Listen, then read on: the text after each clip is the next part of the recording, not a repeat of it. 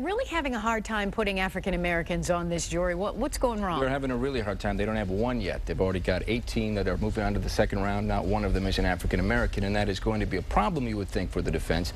Here's the thing, though. They've had 3 come up and be interviewed.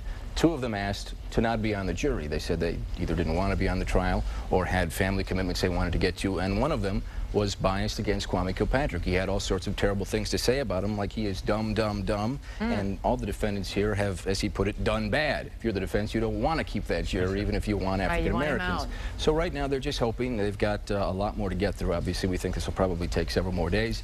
They're hoping to get some more African Americans. Now, several of the jurors also say they're oblivious to this Kilpatrick coverage that has been so pervasive across this whole area.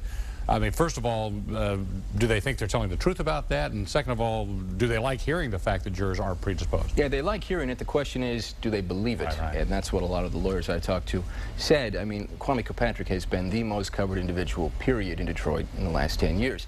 You can say that you love him, you can say that you hate him, you can't say you haven't really heard of him. And that's what a lot of these jurors have been saying. And some of the lawyers said they almost sound too perfect. It's like they really want to be on this jury, and no doubt some of them do. That's why you have jury consultants who can say, you know what, this one I don't trust, this one sounds good, this one's a wild card, to make sure that maybe you aren't going to get one of those. Now, Ross, you've been sitting inside the courtroom, so I'm sure you've been eyeing the defendants closely. How are they reacting when some of these questions are being raised? Well, it's almost like a story within a story, because you've got Kwame Kilpatrick and Bernard Kilpatrick and Bobby Ferguson, who all sit together and exchange notes and tell stories and laugh.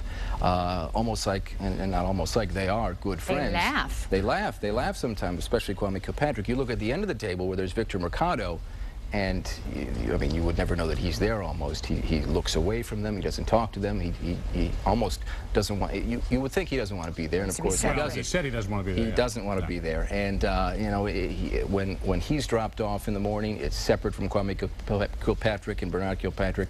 He leaves separately.